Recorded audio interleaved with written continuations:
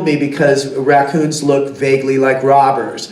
And Teddy did a drawing where he's watching an old movie, like is in the film, and he sees a classic, robber with a mask. And then he looks out in the yard and something is stealing from him. A robber is stealing from his family. It doesn't matter that it's garbage. Jack doesn't know that. He just knows that he's being robbed and he must do something about it. So I love that. It was so visual and clear, and it was such an off-the-wall idea that that was one of the things that I couldn't wait to do if we got another Incredibles going. Yeah. Got time for 2 more questions. That's right back there. Let's go back there. Spread the wealth. For Holly, Craig, Sam, ever since the first movie came out, do you have kids come up to you, recognize your voice, associate you with this movie particularly?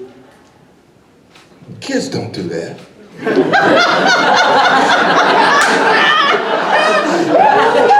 Their parents do. And then they try to make the kid know who you are. That's Frozone, honey. And he looked at you like, you don't have a blue suit on. You're not making ice stuff, so, nah. So, where's my super suit, honey? Oh, let's do this. And they have to give them a catchphrase, but they don't know who we are from Adam.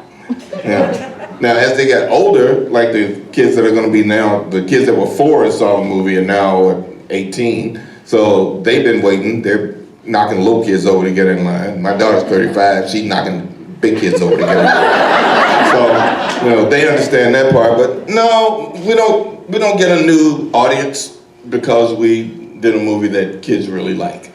They have no idea who we are in our real selves. Or do they, Craig? No, I mean, it's embarrassing, really, because, moms or dads are saying, look, Bill, there's Mr. Incredible. That's Mr. Incredible there. And the kid's just staring at you. You got his thumb in his mouth, and they're going to take a picture with Mr. Incredible. This kid don't know who I am. Okay, well, say something like Mr. Incredible. Go ahead. And then he'll, pick something heavier. It's been 14 years. I don't remember what I said in the first one. Okay, how about this? It's showtime. Pick up my car. The kid is like, lift my car up. yeah. It's just embarrassing. One of my best friends told her little daughter Anderson that I was going to be in this movie, and she took a video when she told her, thinking she'd be like, "That's so cool," and she goes, "Mommy, that's not true." And she goes, "No, Andy, really, Sophia's going to be a superhero in the movie," and she goes, "Mommy, she doesn't have all the things a superhero needs." She just was not having it. And I was like, well, okay, ego checked. Got it. Cool, thanks. Now time for one more. Yeah, you're right in the back there. Brett, in the film, when Jack's watching the TV, that's clearly a cartoon that you guys created. But later in the film, you use footage from Outer Limits and Jonny Quest. What was the thought behind that? Well, one of my personal rules in an animated film is that if they're watching something on TV, it should be animated. So the soundtrack of the old movie is an actual soundtrack from an old movie that we found that was perfect, and we animated to it. Jonny Quest is an animated show, so it fit into the universe, and it's the style of the film. It's that kind of action-adventure style from the early 60s, so it fits with our film. Outer Limits, we only used the beginning of it because it's still abstract. It's still lines and things. It's not visual photographs. And that part fit really well with the Screenslaver thing.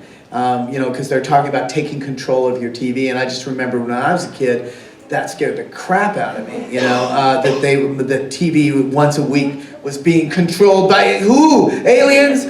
But I couldn't leave the room, but I would just be hiding from the TV because it was being taken over. We control the vertical, we control the horizontal. And I'm like, they control the horizontal. I just had to put it in there, Well, ladies and gentlemen, as you know... well, also, I have to quickly say, and I love Jonny Quest. So, a lot of people don't remember that it wasn't made for Saturday morning. It was made for prime time. It came on at night, and adults watched it, and people died in it, and it had everything an 8-year-old wants in entertainment. It has mummies, it has pterodactyls and guns, and a kid from another country who can levitate things, and a bodyguard who has a fling with a girl that might be dangerous, and you know, lasers and hydrofoils and jetpacks and reptiles and robot spies, and I just about exploded when I saw the opening titles to it. So we just had to give Jonny Quest a shout out. Had to. There's your next movie. Well, ladies and gentlemen, Incredibles 2 opens on June 15th. Thank you so much. Thank you everyone for being here, and Incredible.